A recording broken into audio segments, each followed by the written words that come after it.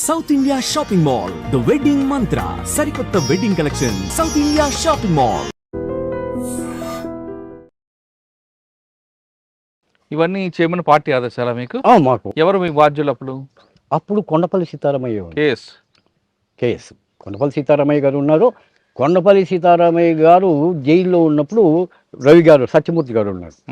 సత్యమూర్తి గారు సత్యమూర్తి ఆధ్వర్యంలోనూ పనిచేసినాము, కొండపల్లి సీతారామయ్య గారి ఆధ్వర్యంలోనూ పనిచేసాము. కానీ మీకు వేరే స్టేట్లో ఆర్గనైజ్ చేయమని చెప్పింది కేఎస్ గారా? కేఎస్ గారే వేరే స్టేట్లో ఆర్గనైజ్ చేయమని చెప్పింది. సరే అక్కడికి వెళ్ళిపోయాము. అక్కడికి వెళ్ళిపోయిన కొన్ని రోజులు స్టూడెంట్ ఆర్గనైజేషన్స్లో పనిచేసాము. స్టూడెంట్ ఆర్గనైజేషన్ నుంచి కొన్ని రోజులు ఛత్తీస్గఢ్లో ఉన్నాం. ఎందుకంటే యాక్షన్స్ కాదు ముఖ్యము, వాళ్ళకు మా ఐడియాలజీని తెలపాలి. బీహార్లో మా ఐడియాలజీని తెలపాలి వాళ్ళకు, మావోయిస్టు కొనేటువంటి ఉద్దేశంతో ట్రైనింగ్ క్లాసులు పెడతా ఉన్నాము. వాళ్ళు మాకు వాళ్ళ భావజాలాన్ని చెప్తా ఉన్నారు. ఇట్లా జరుగుతూ ఉండింది. జరుగుతూ ఉంటే తర్వాత పార్టీ ఉండుకుందే, మీరు కర్ణాటకకి వెళ్ళిపోండి, కర్ణాటకలో లీడింగ్ ఆర్గనైజర్స్ కమిటీని, అంటే నక్సలైట్లోని టాప్ నక్సలైట్స్ అంతా లీడింగ్ ఆర్గనైజర్స్ అని ఒక 6 మంది లీడింగ్ ఆర్గనైజర్స్ ఉన్నాం. ఈ 6 మందిలో ఇది రాజేంద్రన్ అనే ఒకతను, సుహాస్ అనే ఒకతను, ఇది మూర్తి అని ఒకతను, తర్వాత ఈ మన రాజ్కుమార్ కూడా, రాజ్కుమారు ఒక ఇదిగా ఉన్నాడు. సాకేత రాజన్ అని ఒకతను ఉన్నాడు, పేరు వింటారు అనుకో. ఆయన పేరు తర్వాత అవును, ఆయన ఎన్కౌంటర్ చేశారు. అవును, తర్వాత చిక్మంగళూరు ఏరియాలో ఎన్కౌంటర్ చేశారు ఆయన. సాకేత రాజన్ అని మేమంతా లీడింగ్ ఆర్గనైజేషన్ 6 మంది కూడా. సరే లీడింగ్ ఆర్గనైజేషన్ ఒక్కొక్కరు ఒక్కొక్క ఏరియాని తీసుకున్నాం. నన్ను ఏం చేసినారంటే బీదర్, గుల్బర్గా, రాయచూర్, బళ్ళారి నన్ను తీసుకోమన్నారు. సాకేత రాజన్కు చిక్మంగళూరు ఏరియా ఇచ్చినారనమాట. మూర్తికి బెంగళూరులో ఆయన ఇంతకుముందు ఎల్ఎన్టీలో పనిచేస్తూ ఉన్నాడు. మూర్తి అని అతను పనిచేస్తూ ఉండి ఎల్ఎన్టీలో పనిచేస్తూ ఉండి అట్లే ఈ ఎల్ఎన్టీలో పెద్ద స్ట్రైక్ అవుట్ తీసుకున్నారు. వీళ్ళంతా ఉద్యోగం నుంచి తీసేసినారు, పెద్ద కాంపెన్సేషన్ ఇచ్చి. మీరు ఎక్కడున్నారు? బీదర్ ప్రాంతంలో 4 ఏరియాలకు ఆర్గనైజ్ చేస్తున్నప్పుడు మీరు ఎక్కడుండేవారు? అక్కడక్కడ ఉండేవాడు. మా సింపథైజర్స్. మరి మీ కవర్ ఏంటి? కవరింగ్ ఏంటి? యావది మీకు కవర్ అంటే ఏమని చెప్పి ఉండేవారు మీరు? మేము అక్కడ కవరింగ్ ఉంటుంది. మా సింపథైజర్స్ ముందు నుంచి కొంచెము ఆ భావజాలాన్ని ఉండేటువంటి వాళ్ళు ఉండరు. అక్కడ దమన్ అని ఒక మ్యాగజైన్ వస్తుంది, విశ్వనాథరావు పాటిల్ అని బీదర్లో. ఆయనకు నక్సలైట్ అంటే చాలా ఇష్టం. అదేవిధంగా సుందర్ రాజన్ అని ఒక అతను ఉన్నాడు. వీళ్ళకంతా కూడా కొంచెం ఆ బాధ వాళ్ళ ఇంట్లో పోయి ఉండిపోతూ ఉంటుంది. పోయి వాళ్ళే పిలుచుకుని పోతూ ఉంటారు మన విలేజెస్కు. సరే అక్కడి నుంచి పోయిన తర్వాత ఔరాద్ అనేటువంటి బ్యాక్వర్డ్ ఇది ఉంది ఇక్కడ బీదర్ డిస్టిక్లోనే, ఔరాద్ తాలూకా అని చెప్పేసి. ఈ ఔరాద్ తాలూకాలో చాలా బ్యాక్వర్డ్నెస్ ఉంది. అక్కడ కొన్ని ప్రాంతాలు ఉన్నాయి, సుందనాళ్, నక్కనాళ్, సంధ్యాల్ అనేటువంటి ఊర్లు ఉన్నాయి. చాలా గురుపాదప్ప నాగమారపల్లి అనేటువంటి ఆయన ఎమ్మెల్యే చాలా అణిచివేతకు గురైనాడు. అణిచివేతకు గురైతేనే ఆయన కొడుకు ఇంకా దౌర్జన్యంగా ఉన్నాడు. వేసినారు మా వాళ్ళే. వేసేవాటికు అంటే ఆ స్కెచ్ మీదేనా చేయిపోయింది. స్కెచ్ మీద ఇదంతా కూర్చునే డెసిషన్ తీసుకుంటా ఉంటాం ఎట్లా చేయాలో ఏమీ అనేది. తర్వాత భూ పోరాటం చేసింది నంద్యాల అనేటువంటి ఊరిలో. దాదాపు ఒక 200 ఎకరాల వరకు భూ పోరాటం చేసి ప్రజలకు ఇప్పిస్తుంది. వీళ్ళు ఏం చేసిందంటే అప్పుడు టాటా వాళ్ళు ఈ కాగితం చెట్లు పెడతారు చూడండి, పేపర్ కావచ్చు అంటే అది కంప్లీట్ కవర్ చేసేసినారు. జనాలకు 1 సెంటు భూమి లేదు. మేము దానిపైన పడినాం. ఇక్కడ నంద్యాల అనేటువంటి ఊరిలో. నంద్యాల అంటే ఆంధ్రప్రదేశ్ నంద్యాల బీదర్ పల్లె. అవును, ఔరాద్ తాలూకాలో నంద్యాల అనేది, సుందాళ్ అనేది, జక్కనాళ్ అనేది ఇదంతా పల్లెలు అనమాట. అది ఎంత మరాఠీ పేర్లు వస్తాయి ఆ ఏరియాలో అంతా. మన నారాయణఖేడ్కి దగ్గరగా ఉంటుంది. నిజామాబాద్ నారాయణఖేడ్ ఉంది కదా, నారాయణఖేడ్ మెదక్ నారాయణఖేడ్ బార్డర్ ఏరియాలో, బీదర్ బార్డర్, బీదర్ బార్డర్ ఆ ఏరియాలో వస్తుంది అనమాట. సరే అక్కడ పోరాటాలు చేసినాము. అక్కడ పోరాటాలు చేసిన తర్వాత కొన్ని రోజులకి ఏమైందంటే మాకు ఇంకా పోరాటాలు దండిగా ఉన్నాయి, చేసాం. కానీ ప్రత్యక్షంగా కేఎస్ గారు కానీ చెరుకూరు రాజకుమార్ కానీ కలిసారు ఎప్పుడైనా? చెరుకూరు రాజకుమార్ మాది అట్లనే ఉండేవాడు. చెరుకూరు రాజకుమారు, వీరమణి, నేను, రాజేంద్రన్, ఇతను మూర్తి. మూర్తి అంటే సత్యమూర్తి గారా? వేరే కాదు, వేరే మూర్తి, కర్ణాటకలో ఉన్నాడు. మేమంతా ఒక చోట్ల ఉండేవాళ్ళం. అట్లా అట్లా పోయేవాళ్ళము, ఇచ్చేసే ఫ్యాక్టరీల దగ్గరికి పోయేవాళ్ళము. మా ఆర్గనైజేషన్ కేజీఎఫ్ నుంచి కొంతమంది వచ్చిండ్రి. ఈ కేజీఎఫ్ నుంచి వచ్చిండేటువంటి మనుషులను కొంతమంది అంటే జనకళా మండలి, జన్నాట్య మండలి, ఈ దళిత సంఘర్షణ సమితి ఉంది కదా, ఈ దళిత సంఘర్షణ సమితి యొక్క సింపథైజర్స్ మాకు ఆటోమేటిక్గా సింపథైజర్స్ అయిపోతారు. అట్లయి ఈ కేజీఎఫ్ ఆ ఏరియాలో ఉండేటువంటి కొంతమంది వచ్చేసి పాటలు పాడేది. పిచ్చెల్లి శ్రీనివాస్ అని ఇంకొకతను అందరూ పాటలు పాడడము, గద్దర్ని పిలిపివ్వడము, గద్దర్ ద్వారా కొంచెము ఇది చేపించడము. ఇట్లా ఊరూరులో మేము మాత్రం బహిరంగంగా పోతూ ఉండే.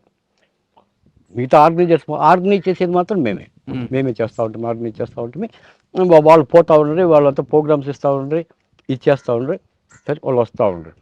ఈ ప్రాసెస్లో ఏమైంది, నేను కర్ణాటకలో ఇది బీదర్లో ఉన్నప్పుడు, బీదరు, రాయచూరు, గుల్బర్గా, సత్యమూర్తికిను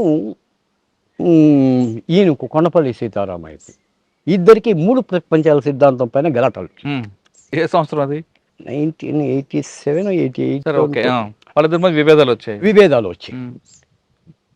సో విభేదాలు వచ్చినప్పుడు సత్యమూర్తి ఒకరిద్దరిని పిలుచుకుని వచ్చినాడు. కేఎస్ గారు కూడా ఒకరిద్దరిని పిలుచుకుని వచ్చినాడు. మేము అడిగింది ఏమంటే, మేము అత్యంత విలువైనటువంటిది మా ప్రాణం. ఈ ప్రాణాన్ని కూడా సాక్రిఫైస్ చేసి ఇక్కడికి వస్తే సిద్ధాంత రాద్ధాంతాల్లో మమ్మల్ని మీరు బలిస్తారా? చాలా స్పష్టంగా అడిగిన. నేనే ఆ క్వశ్చన్ రైజ్ చేసింది. మీ సిద్ధాంత రాద్ధాంతాల్లో 3 ప్రపంచాల యుద్ధం అన్నా జరిగింది, 3 ప్రపంచాల సిద్ధాంతం అన్నా ఉండి, 2 ప్రపంచాల సిద్ధాంతం అన్నా ఉండి. ఎందుకంటే ఇద్దరు విభేదాలు సిద్ధాంతాల పరంగా, ఆ సిద్ధాంత పరంగా. ఇప్పుడు 3 ప్రపంచాల సిద్ధాంతం అంటే first world countries, second world countries and third world countries. First world countries అంటే imperialist countries, Russia, America. Second world అంటే ఇది అది బ్రిటను, ఫ్రాన్సు, జర్మనీ, జపాన్, ఇవన్నీ కూడా second world countries. Third world మనం ఇండియా, పాకిస్తాన్, బంగ్లాదేశ్ ఇక ఉన్నాయి కదా, ఇవన్నీ కూడా థర్డ్ వరల్డ్ కంట్రీస్. ఈ థర్డ్ వరల్డ్ కంట్రీస్ ఏం చేయాలంటే first world countries, second world కంట్రీస్ని చూసుకోవాలా, ఫస్ట్ వరల్డ్ కంట్రీస్ పైన యుద్ధం చేయాలి. అంటే ఏమి, అమెరికా వాడి కంపెనీలు, అమెరికా కొలాబరేషన్ కంపెనీస్ను బ్యాన్ చేయాలా, డిస్ట్రాయ్ చేయాలా, దానిపైన పోరాటాలు చేయాలా, ఆ ఫ్యాక్టరీలో ఉద్యమాలు లేవనెత్తల్లా. సో ఈ సిద్ధాంతం పైన వాళ్ళకి ఇద్దరికి గందరగోళం వచ్చింది. అంటే సత్యమూర్తి గారు సమర్థించారా, వ్యతిరేకించారా? సత్యమూర్తి గారే ఆ సిద్ధాంతాన్ని ప్రవేశపెట్టింది. కొండపల్లి గారు ఏమన్నా? కొండపల్లి గారు అయ్యలేదన్నాడు. అట్లా కాకూడదు అని చెప్పేసి, అట్లా కాకూడదు, అట్లా కాదు. ఈ సిద్ధాంతాన్ని ప్రవేశపెట్టింది సత్యమూర్తి గారు. కొండపల్లి సీతారామయ్య గారు 3 ప్రపంచాల సిద్ధాంతం అనేది ఇట్లుండదు, 3 ప్రపంచాల సిద్ధాంతం మన కాన్సెప్ట్ వేరే, ఈ కాన్సెప్ట్ వేరే అనే రకంగా వాళ్ళు చూశారు. ఆ విభేదాల నుంచి ఇద్దరి మధ్యన విభేదాలు వచ్చాయి. సత్యమూర్తి గారు సపరేట్ పోయినారు, కొండపల్లి సీతారామయ్య గారు సపరేట్ పోయినారు. అక్కడ నాయకత్వం విషయం ఏంటంటే, కొండపల్లి సీతారామయ్య గారు రెడ్డి, సత్యమూర్తి గారు వచ్చేసి ఎస్సీ. సో వీళ్ళిద్దరికి మీకు కులం ఉంది, దీంట్లో కులం పెట్టినారు అనేటువంటిది పెద్ద టాక్ ఉండింది. అప్పుడు పార్టీలో అప్పటికి కుల విభేదాలు కొద్దిగా ఉండింది, చాలా ఎక్కువ లేదు. కానీ లీడర్షిప్ కోసం కుల విభేదాలు ఉండింది. అసలు కులంకి వ్యతిరేకంగా పుట్టిన పార్టీ. కులానికి నువ్వు సమాజంలో ఉన్నప్పుడు అన్ని అవలక్షణాలు వస్తాయి. ఏ అవలక్షణము కూడా ఏ పార్టీకి తప్పే లేదు. కానీ ఇక్కడ వచ్చినటువంటిది, ఇక్కడ ఒక విప్లవ పార్టీ అనుకుంటే, విప్లవ సిద్ధాంతాలు అనుకున్నాం మనం పోతా ఉన్నాము, ఎంతోమంది చనిపోతూ ఉన్నారు మనోళ్ళు. మన ఇది ఆ సిద్ధాంతాన్ని సరిచేసుకుని ముందుకు పోవాలనా, ఆ సిద్ధాంతాన్ని సరిచేసుకుని ముందుకు పోవాలనా, లేకపోతే ఆ సిద్ధాంతాన్ని ఇంకొంచెం వికోపానికి తీసుకుని రావాలి. రెండోది ఏమైందంటే, పార్టీలో మిలిటెన్సీ జాస్తి అయిపోయింది. గణపతి వచ్చే వాళ్ళకు విభేదాలు జాస్తి అయిపోయింది, మిలిటెన్సీ జాస్తి. సిద్ధాంతం పక్కలో పెట్టేస్తారు, ఒక ఊర్లో పోతారు, ఒక చోట్లోనే కాన్సన్ట్రేషన్ చేస్తారు, వాళ్ళు ఎస్సీలు రెచ్చగొడతారు, మిగతా వాళ్ళు ఊరంతా అగైనిస్ట్ అవుతుంది. ఎందుకంటే ఇది అంచెలంచెలుగా ఉండేటువంటి కుల వ్యవస్థ కదా ఇది, నిచ్చెనమెట్లు. కాబట్టి ఇక్కడ ఒక కులం దగ్గరికి ఉండిపోయే వాళ్ళకి వీనికంటే కొద్దిగా అప్పర్ కులం కూడా వీడిని విభేదిస్తూ ఉండే, నక్సలైట్లను కూడా విభేదిస్తూ ఉంటాయి. ఈ మిలిటెన్సీ వద్దు అని మేము చాలాసార్లు చెప్పాము. ఈ మిలిటెన్సీ నుంచి ఇదైపోతుంది, మిలిటెన్సీ వద్దు, జనాల్లోకి పోదాం అని చెప్పి. రెండో విషయం ఏమైపోయింది, పార్టీ పంతాన్ని మార్చాలి. ఎందుకంటే ఆఫ్టర్ లిబరలైజేషను, గ్లోబలైజేషన్ వచ్చిన తర్వాత పార్టీ పంతాన్ని మార్చాలి కదా. ఉమ్, పార్టీ పంతానే మారలే. ఉమ్, ఎందుకంటే అంతకుముందు బీదరికం ఉండింది, ఉమ్, కావాల్సినంత బీదరికం ఉంది, ఉమ్, ఆహార ధాన్యాలు కొరత ఉండింది. ఉమ్, అమెరికా వాడు బిచ్చం పెడితే మనం తీసుకుంటా ఉన్నాం, ఉమ్, అది పరిస్థితి మనకు. కానీ అట్లా స్టేజ్ నుంచి ఈ గ్లోబలైజేషన్, లిబరలైజేషన్ వచ్చిన తర్వాత కొంతవరకు మారుతూ వచ్చింది ప్రపంచం. ఈ మారే ప్రపంచానికి అనుగుణంగా వీళ్ళు మారలే. ఉమ్, మారకుండా అదే పంతాన్ని తీసుకుని పోవాలా, అదే పంతాన్ని చారు మజుందార్ అబద్ధం ఏం చెప్పినాడో, కాను సన్యాలు ఏం చెప్పినాడో, ఆ, కోబాడ్ గాంధీ ఏం చెప్పినాడో, వీళ్ళు చెప్పిన సిద్ధాంతాన్ని తీసుకుని పోవాలా. దాంట్లో కొద్ది వరకు చంద్రపుల్లారెడ్డి గారు కొద్దిగా మార్చుకున్నాడు తన పంతాన్ని. ఉమ్, చంద్రపుల్లారెడ్డి గారు మార్చుకున్నాడు, కానీ ఇక్కడ మారలే. ఉమ్, ఎప్పుడైతే ఇక్కడ మారలేదో దాని నుంచి క్యాడర్ చాలామంది చనిపోతా వచ్చారు. ఒకప్పుడు ప్రజలకు నక్సలైట్లకు మంచి సంబంధాలు ఉన్నాయి, అవును. ఆశలు ఉన్నాయి, నక్సలైట్ల పైన విప్లవ భావాలు ఉన్నాయి. మేధావుల్లోకి మేము పోతూ ఉంటాం, మేధావులు మాకు సపోర్ట్ చేస్తూ ఉన్నారు. లేకపోతే కేవీ రమణారెడ్డి గారు అట్లా వాళ్ళు, త్రిపురనేని మధుసూదన్ రావు అట్లా వాళ్ళు, తర్వాత భూమన్ సుబ్రహ్మణ్యం గారని అట్లా వాళ్ళు, వీళ్ళంతా వీరసం సంఘాలను పెట్టుకొని, సివిల్ లిబర్టీస్ని పెట్టుకొని మాకు సపోర్ట్ చేసి 24 గంటలు ఇట్లా చేస్తూ ఉండేవాళ్ళు.